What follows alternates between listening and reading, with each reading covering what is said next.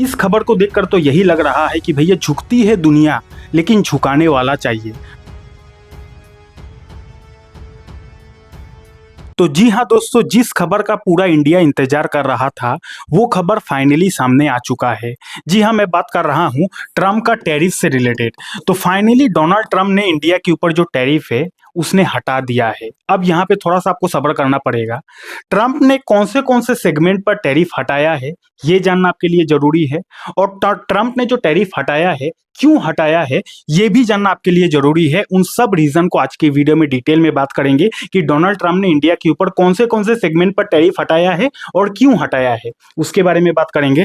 उसके बाद शेयर बाजार से रिलेटेड आज के डेट में काफी सारा मार्केट में न्यूज आ गया है। अगर आप शेयर बाजार में एक्टिवली काम करते हो तो वो सारा न्यूज आपके लिए जानना बहुत ज्यादा जरूरी है। उन सब न्यूज के बारे में आज की इस एक ही वीडियो में डिस्कशन करेंगे। देन आपको पता है कि संडे का वीडियो है तो आप लोगों का काफी सारा कमेंट भी आता है, उन कमेंट का भी डिटेल में आंसर देने की कोशिश करूंगा। तो फुल पैकेज वीडियो है, वीडियो को एंड तक जरूर देखिएगा। हमेशा की तरह डिस्क्लेमर दूंगा कि यह वीडियो एजुकेशनल पर्पस के लिए बनाया गया है। शेयर बाजार में इन्वेस्टिंग ट्रेडिंग करना रिस्की होता है, आपका पैसा डूबने का डर होता है, तो इन्वेस्टिंग ट्रेडिंग करे अपने रिस्क पर करे। इस वीडियो से बस आप इंफॉर्मेशन ले सकते हो। चलिए वीडियो को शुरू करते हैं। तो सबसे पहले देखते हैं कि डोनाल्ड ट्रंप ने कौन से सेगमेंट पर टैरिफ हटा दिया है। यहाँ पे आप देख सकते हो, Trump plots major tariff cuts to slash soaring grocery bills for millions of Americans. यानी कि ट्रंप ने जो ग्रोसरी प्रोडक्ट्स है यानी कि खाने पीने का जो वस्तु है उस पर लगने वाला जो टैरिफ है उसको हटा दिया गया है। क्यों हटा दिया गया है, इसके पीछे क्या रीजन है, यहाँ पे आप देख सकते हो। ट्रंप कट्स टैरिफ ऑन,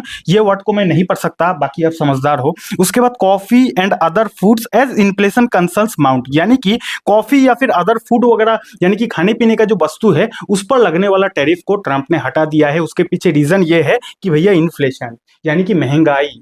इतना दिन से डोनाल्ड ट्रंप हर एक देश पर टैरिफ लगा तो रहे थे, लेकिन उसका अंजाम शायद वो नहीं समझ पा रहे थे कि भैया टैरिफ मुंह से बोल देना और टैरिफ किसी भी देश पर लगा देना आसान होता है, लेकिन उसका जो इंपैक्ट है खाली उस देश पर नहीं बल्कि ट्रंप का खुद का देश पर भी पड़ सकता है। यानी कि ये जो डोनाल्ड ट्रंप ने हमारे इंडिया के ऊपर टैरिफ लगा दिया था, उसके बाद क्या हुआ कि हमारे देश से जो भी खाने पीने का वस्तु अमेरिका में जा रहा था तो महंगा होके जा रहा था, क्योंकि ट्रंप ने तो टैरिफ लगा दिया है। तो जबकि इंडिया का कोई भी खाने पीने का वस्तु अमेरिका में महंगा होकर जा रहा था, तो अमेरिका में उन सारा खाने पीने का वस्तु का दाम बढ़ गया था। दाम बढ़ गया यानी कि महंगाई बढ़ गया था। तो अमेरिका में लगातार बढ़ता हुआ इन्फ्लेशन की वजह से ट्रंप ने ग्रोसरी प्रोडक्ट्स पर टैरिफ जो था उसने हटा दिया है। इस खबर को देखकर तो यही लग रहा है कि भैया झुकती है दुनिया, लेकिन झुकाने वाला चाहिए।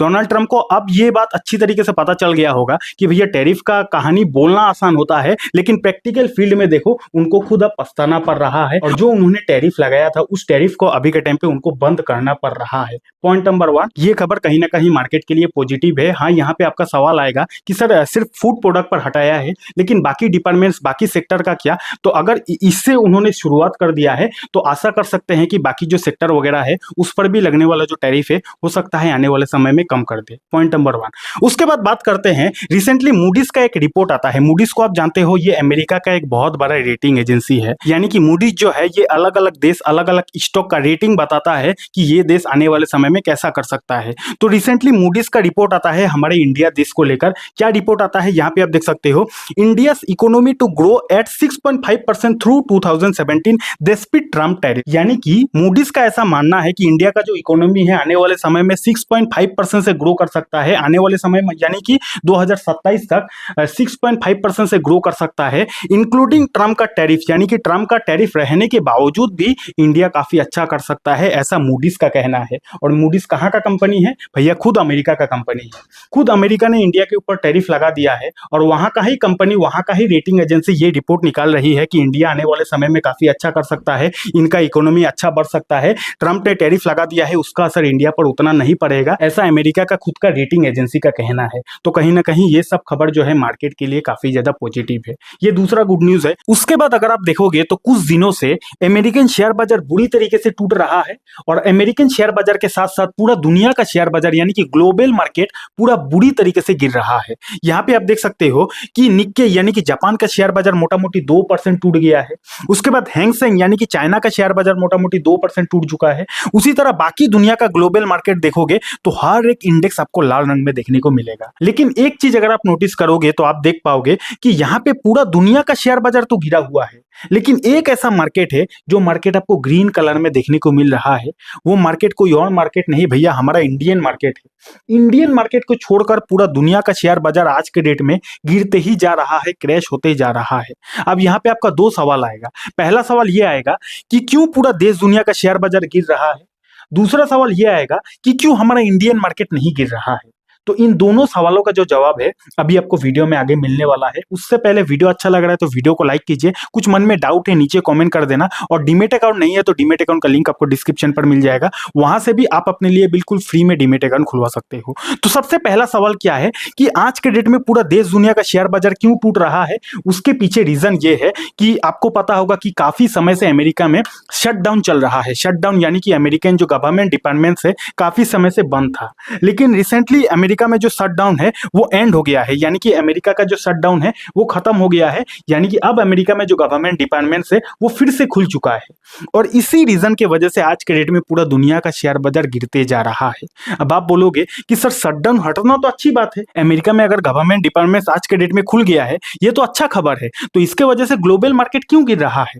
तो इसके वजह से ग्लोबल मार्केट इसीलिए गिर रहा है क्योंकि इतना दिन से जो अमेरिका में शटडाउन था ना, तो अमेरिका में कोई भी डेटा नहीं आ रहा था। डेटा यानी कि जैसे कि जीडीपी का डेटा हो गया, इन्फ्लेशन का डेटा हो गया, या फिर अनएम्प्लॉयमेंट रेट का जो डेटा है इतना दिन से नहीं आ रहा था। क्यों नहीं आ रहा था? क्योंकि अमेरिका में शटडाउन था। अब अगर ये सब डेटा नहीं आता है ना, तो ऐसे में क्या होता है कि फेड जो है वो रेट कट नहीं कर सकती है, यानी कि ये जो पावेल जी है ये रेट कट नहीं कर सकते हैं। क्यों नहीं कर सकते हैं? क्योंकि अमेरिका में कोई डेटा ही नहीं आ रहा है।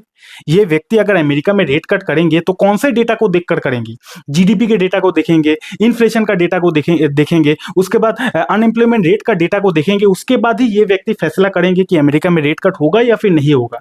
लेकिन जबकि इतना दिन से अमेरिका में बंदी था, इसके वजह से डेटा नहीं आ रहा था, तो ये व्यक्ति रेट कट नहीं कर रहे थे। लेकिन रिसेंटली अमेरिका में शटडाउन ओपन हो गया है, अब शटडाउन खुल गया है तो मार्केट के लिए तो अच्छी खबर है। उसके बावजूद भी मार्केट इसीलिए गिर रहा है क्योंकि रिसेंटली अमेरिका में शटडाउन तो खत्म हो गया, उसके बाद मार्केट को यह लग रहा था कि अब जो है इन्फ्लेशन का डेटा जो है अमेरिका में आ जाएगा। यानी कि अमेरिका में इन्फ्लेशन का डेटा काफी ज्यादा पेंडिंग था, और ये डेटा आना काफी ज्यादा इंपॉर्टेंट भी था। क्यों इंपॉर्टेंट था? क्योंकि दिसंबर महीना में एफओएमसी का मीटिंग है, और अमेरिका में अगर इन्फ्लेशन का डेटा ही नहीं आएगा तो फेड जो है वो रेट कट करेंगे कैसे। तो रिसेंटली अमेरिका में जो सीपीआई का डेटा है वो आने वाला था, लेकिन शटडाउन खुलने के बावजूद भी, यानी कि अमेरिका का जो गवर्नमेंट है उसका बंदी हटने के बावजूद भी अमेरिका में एक बार फिर से जो डेटा है वो डेटा नहीं आया है। यहाँ पे आप डेट देख सकते हो कि लास्ट डेटा आया था 24 अक्टूबर को, नवंबर महीना में डेटा आने वाला था, लेकिन ये डेटा नहीं आया है। अब इस डेटा ना आने की वजह से फेड एक बार फिर से कंफ्यूज हो गया है, यानी कि जेरोम पॉवेल जी जो है वो फिर से कंफ्यूज हो गया है, क्योंकि डेटा ही अगर नहीं आएगा तो ये आने वाले समय में मीटिंग में रेट कट करेंगे कैसे। और अगर रेट कट ही नहीं होगा तो मार्केट के लिए ये तो काफी ज्यादा नेगेटिव है ना। तो सिर्फ एक खबर के वजह से आप देख रहे हो इंपैक्ट पूरा ग्लोबल मार्केट में पड़ गया है। खाली अमेरिका में इन्फ्लेशन का डेटा नहीं आया, यानी कि शटडाउन तो खुल गया, तो मार्केट के इन्वेस्टर को ये लगा कि अब अमेरिका में इन्फ्लेशन का डेटा आएगा और डेटा आने के बाद ये व्यक्ति रेट कट कर देंगे।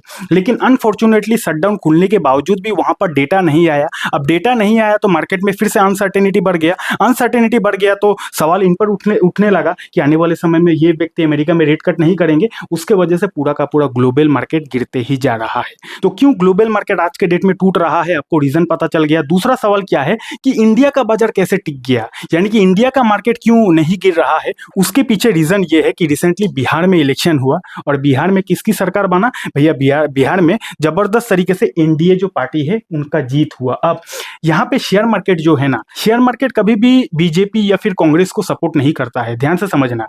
आपको लगता होगा कि बीजेपी जीतेगा तो शेयर मार्केट के लिए अच्छा है, कांग्रेस जीतेगा तो शेयर मार्केट के लिए अच्छा है, लेकिन ऐसी कोई भी बात नहीं है। शेयर मार्केट को चाहिए कि भैया कोई भी पार्टी आए मेजोरिटी के साथ आए। अगर बीजेपी आए तो पूरा बहुमत के साथ आए, कांग्रेस आए तो पूरा बहुमत के साथ आए, यही शेयर मार्केट को पसंद है। तो रिसेंटली इंडिया का सरकार बना। अब इंडिया का सरकार बना जिसके वजह से शेयर मार्केट के लिए अच्छे दिन है। क्यों अच्छे दिन है? क्योंकि सेंट्रल पर जो गवर्नमेंट है वो भी एनडीए की सरकार है, यानी कि बीजेपी गवर्नमेंट है। अब जबकि सेंट्रल में बीजेपी है तो शेयर मार्केट हमेशा यही उम्मीद करेगा कि बाकी जो स्टेट है वहां पर भी बीजेपी आए। मैं फिर से बोल रहा हूं, शेयर मार्केट को बीजेपी कांग्रेस से कोई लेना देना नहीं है। शेयर मार्केट को चाहिए जो भी पार्टी आए भैया मेजोरिटी के साथ आए। तो जबकि सेंट्रल में बीजेपी है, तो शेयर मार्केट को यही चाहिए कि हर एक देश में, हर एक स्टेट में, सॉरी हर एक देश नहीं, हर एक स्टेट में इंडिया की सरकार बने। तो बिहार में इंडिया की जबरदस्त ऐतिहासिक जीत हुई, जिसके वजह से इंडियन मार्केट के लिए हरियाली था और पूरा ग्लोबल मार्केट गिरने के बावजूद भी इंडियन मार्केट नहीं गिरा। ये एक बहुत बड़ा कारण है। समझ गए ना बात? अगर आपको समझ में आ गया, नीचे एक अच्छा सा कमेंट कर देना। देन हम लोग बात करते हैं कि स्विट्जरलैंड के साथ अमेरिका का एक बहुत बढ़िया ट्रेड डील हो गया है। यहाँ पे आप देख सकते हो कि स्विट्जरलैंड के ऊपर अमेरिका ने, यानी कि डोनाल्ड ट्रंप ने 15% तक का जो टैरिफ है उन्होंने कम कर दिया है और 200 बिलियन का इन्वेस्टमेंट करने का अमेरिका का प्लान है। तो बहुत बढ़िया खबर है स्विट्जरलैंड के लिए। देन हम लोग बात करते हैं, ये व्यक्ति आपको पता होगा, रिसेंटली मैंने इसके ऊपर वीडियो भी बनाया था, माइकल बरी, और इन्होंने अमेरिका का 2 बड़े बड़े एआई कंपनी के ऊपर काफी बड़ा माल शॉर्ट किया है। शॉर्ट यानी कि इनको ऐसा लगता है कि अमेरिकन जो एआई कंपनी है वो बुरी तरीके से क्रैश हो सकता है। ऐसा भैया मेरा नहीं, ऐसा माइकल बरी का मानना है। तो इन्होंने बहुत बड़ा माल शॉर्ट किया है। ये तो खबर पुराना हो गया, लेकिन रिसेंटली एक बहुत बड़ा खबर निकल कर आ रहा है, बिग शॉट इन्वेस्टर माइकल बरी टू क्लोज हेज फंड, यानी कि इनका जो हेज फंड है उन्होंने क्लोज कर दिया, बंद कर दिया। यानी कि एक तरफ ये बहुत बड़ा माल एआई का जो स्टॉक है उसमें शॉर्ट करता है, उसके बाद जब खबर काफी ज्यादा फैल जाता है, उसके बाद ये जो व्यक्ति है उसने अपना जो हेज फंड है उसको ही बंद कर दिया है। तो समझ रहे हो, दाल में कुछ तो काला चल रहा है। यूं ही तो ये जो व्यक्ति है ये अपना हेज फंड को बंद नहीं करेगा, कुछ ना कुछ तो रीजन है। अगर आपको इस बारे में कुछ आइडिया है, नीचे कमेंट सेक्शन में बता सकते हो। आपको क्या लगता है, क्या असल में एआई बबल बन चुका है? क्या आने वाले समय में एआई वाले स्टॉक्स बुरी तरीके से क्रैश हो सकता है? आपका राय नीचे कमेंट सेक्शन में बता सकते हो। देन हम लोग बात करेंगे गोल्ड के बारे में। तो गोल्ड का जो धीरे धीरे कमबैक है वो फिर से शुरू हो गया है। तो गोल्ड इन्वेस्टर के लिए कहीं ना कहीं अच्छे दिन फिर से आ रहे हैं। डॉलर टू आईएनआर बात किया जाए तो डॉलर एक बार फिर से इंडियन रुपीस के कंपैरिजन में मजबूत होते जा रहा है। एंड एफआईएसडीएस की डेटा की बात किया जाए तो ये जो चीज है, ये चीज इंडियन मार्केट को सबसे ज्यादा हैम्पर कर रहा है, क्योंकि एफआईएस का जो बिकवाली है वो एकदम रुक ही नहीं रहा है। और इसके पीछे का रीजन अगर एक्सपर्ट की माना जाए तो इसके पीछे का रीजन एक्सपर्ट का ऐसा कहना है कि ट्रम्प का टैरिफ, क्योंकि हर तरफ से इंडियन मार्केट में अभी के टाइम पे पॉजिटिविटी है सिवाय ट्रम्प का टैरिफ। अगर ट्रम्प का टैरिफ हर एक सेक्टर से हट जाता है तो कहीं ना कहीं एफआईएस की वापसी हो सकती है, ऐसा बड़े बड़े एक्सपर्ट का मानना है। अब देखते हैं आने वाले समय में क्या होता है। तो आज का वीडियो का कंक्लूजन क्या है? कंक्लूजन में इतना ही बोलूंगा कि ट्रम्प की जो टैरिफ का शुरुआत है, यानी कि टैरिफ हटाने का जो शुरुआत है वो तो हो चुकी है। अभी के टाइम पे ट्रम्प ने इंडिया के ऊपर जो ग्रोसरी प्रोडक्ट्स है उस पर लगने वाला जो टैरिफ है उसको बंद कर दिया है, क्योंकि अमेरिका में इन्फ्लेशन बढ़ गया है, जो कि मार्केट के लिए पॉजिटिव है। अब ये उम्मीद किया जा रहा है कि आने वाले समय में ट्रम्प धीरे धीरे हर एक सेक्टर पर लगने वाला जो टैरिफ है इंडिया के ऊपर से हटा दे। अगर ऐसा होता है तो मार्केट के लिए बहुत पॉजिटिव है, और अगर ऐसा होता है तो हो सकता है आने वाले समय में एफआईएस का जो कमबैक है वो भी हमें देखने को मिल जाए। देन हम लोग मूडीज की रिपोर्ट की बात किया जाए तो मूडीज हमारे इंडिया का ग्रोथ से रिलेटेड काफी ज्यादा पॉजिटिव है। अब देखते हैं आने वाले समय में क्या होता है। देन हम लोग ग्लोबल मार्केट की बात किया जाए तो ग्लोबल मार्केट में तो पूरा हाहाकार मच चुका है सिवाय हमारे इंडियन मार्केट का। तो ये कहीं ना कहीं इंडियन मार्केट के लिए पॉजिटिव है। पूरा ग्लोबल मार्केट जरूर गिर रहा है, लेकिन इंडियन मार्केट देखोगे तो इंडियन मार्केट अभी भी काफी ज्यादा शक्तिशाली है। समझ गए ना? अब चलिए आप लोगों का कुछ कमेंट्स है, उन कमेंट का भी रिप्लाई कर देता हूँ। सबसे पहला सवाल मोहम्मद जी की तरफ से आया है, और ट्रेलिंग स्टॉप लॉस को भी सेल में किस तरह अरेंज करना है, प्रैक्टिकली बताइए सर जी। तो मोहम्मद जी मैं आपको बताना चाहूंगा, ट्रेलिंग स्टॉप लॉस इस तरीके से लगाया जाता है। मान के चलते हैं आपने 100 रुपये के भाव में कोई भी कंपनी के शेयर को खरीदा है। अब आपका खरीदने के बाद अगर शेयर का भाव 110 रुपया तक चला जाता है, और अगर आप इस केस में 105 रुपया का भाव में अगर आप एसएल लगा देते हो, यानी कि स्टॉप लॉस लगा देते हो, तो इस केस में आपका विन विन सिचुएशन है। विन विन सिचुएशन यानी कि अगर आप 105 रुपया का भाव में ऐसे लगा देते हो तो शेयर का भाव बढ़ने पर भी आपका फायदा होगा, गिरने पर भी आपका फायदा होगा। गिरने पर इसलिए फायदा होगा क्योंकि देखो 110 से ऊपर जाएगा तब तो आपको फायदा ही होगा, क्योंकि आपने खरीदा है 100 रुपया का भाव में। अब 110 से अगर गिरता भी है तो अगर 105 का प्राइस को शेयर टच करता है तो 105 में तो आपका ऐसे लगा हुआ है, तो आपका उस केस में भी फायदा हो जाएगा, क्योंकि आपका खरीदी भाव है 100 रुपया और 105 में आपका एसएल टच हो गया तो 5 रुपया का आपका फिर भी बेनिफिट होगा। लेकिन अगर 110 से 105 तक प्राइस नहीं गिरता है और ऊपर जाता है 120 तक चला जाता है, तो आप क्या करोगे? आपका जो एसएल 105 का था 115 तक ले जाओगे, तो यहां पर भी आपका विन विन सिचुएशन बढ़ जाएगा। शेयर का भाव बढ़ेगा तब भी फायदा, अगर 120 से 115 तक आता है तो और आपका एसएल हिट हो जाता है फिर भी फायदा होगा, क्योंकि आपने खरीदा तो है 100 रुपया का भाव में। तो इसी टेक्निक को बोला जाता है ट्रेलिंग स्टॉप लॉस। अगर आपको इस टॉपिक पर पूरा डिटेल वीडियो चाहिए तो नीचे कमेंट कर देना स्टॉप लॉस। अगर काफी ज्यादा लोगों का कमेंट आएगा तो इस चीज को मैं प्रैक्टिकली करके दिखा दूंगा कि इसको कैसे कैसे किया जाता है। समझ गए ना। अगला सवाल श्रेया जी की तरफ से आया है। इन्होंने एक स्टॉक का नाम लिखा है, मैं उसको ब्लर कर देता हूँ। उस स्टॉक का नाम लिखने के बाद उन्होंने बोला है कि बढ़ने वाला है क्या, ऐसा सुनने में आ रहा है। Is it good time to invest in this stock. तो श्रेया जी, मैं आपको बताना चाहूंगा कि ये जो शेयर है, इस शेयर का नाम आप तक पहुंचा है और आपको अब तक ये इन्फॉर्मेशन पहुंचाया जा रहा है कि ये शेयर का भाव बढ़ने वाला है। तो आप ये मत सोचो कि ये इन्फॉर्मेशन आप तक आया है, बल्कि आप ये सोचो कि ये इन्फॉर्मेशन आप तक पहुंचाया गया है। क्योंकि अगर कोई शेयर का भाव ओरिजिनल में बढ़ने वाला होगा तो वो इन्फॉर्मेशन आप तक आएगा ही क्यों। तो ये सब मार्केट का जो स्कैमर है, बड़े बड़े जो लोग हैं जो आपसे पैसा छीनना चाहता है, जो लोग रिटेलर से पैसा छीनना चाहता है, वो लोग जानबूझकर रिटेलर्स के पास ये सारा खबर पहुंचाया जाता है, ताकि आप लोग बिना सोचे समझे इन सारे शेयर को खरीदो, पैसा लगाओ और आपका पैसा डूबे और वो लोगों का प्रॉफिट हो। तो ये सारा चक्कर पर ना पड़े। अगर आप तक कोई इन्फॉर्मेशन आ रहा है तो आ नहीं रहा है, आप तक पहुंचाया जा रहा है, जानबूझकर पहुंचाया जा रहा है। समझ गए। और स्कैमर लोग ये सब काम करता है। अगला सवाल आया है, सर आप स्टॉक मार्केट के न्यूज के लिए कौन सा साइट फॉलो करते हैं, प्लीज रिप्लाई मी। तो मैं आपको बताना चाहूंगा, ऐसा कोई मेरा स्पेसिफिक साइट नहीं है। मैं किसी एक साइट को नहीं देखता हूं, अलग अलग वेबसाइट होता है। जैसे कि कोई प्रमोशन नहीं है, मनी कंट्रोल हो गया, बिजनेस स्टैंडर्ड हो गया, इस तरीके का जो पॉपुलर साइट है, इस तरीके का साइट से मैं न्यूज इकट्ठा करके स्टडी करता हूं। समझ गए ना। मेरा कोई स्पेसिफिक ऐसा साइट नहीं है जिस साइट से मैं शेयर मार्केट का हर एक डिटेल या फिर हर एक न्यूज निकाल लूं। समझ गए ना बात। वैसे ये वीडियो एजुकेशनल पर्पस के लिए था। शेयर बाजार में इन्वेस्टिंग ट्रेडिंग करना रिस्की होता है, पैसा डूबने का डर होता है। इन्वेस्टिंग ट्रेडिंग करें, अपने रिस्क पर करें। अगर आपको ये सीखना है कि कैसे पेनी स्टॉक को खोजा जाता है तो आप यहाँ पे क्लिक करके इस वीडियो को देख सकते हो। और डीमेट अकाउंट नहीं है, डीमेट अकाउंट का लिंक आपको डिस्क्रिप्शन पर मिल जाएगा। बहुत बहुत धन्यवाद।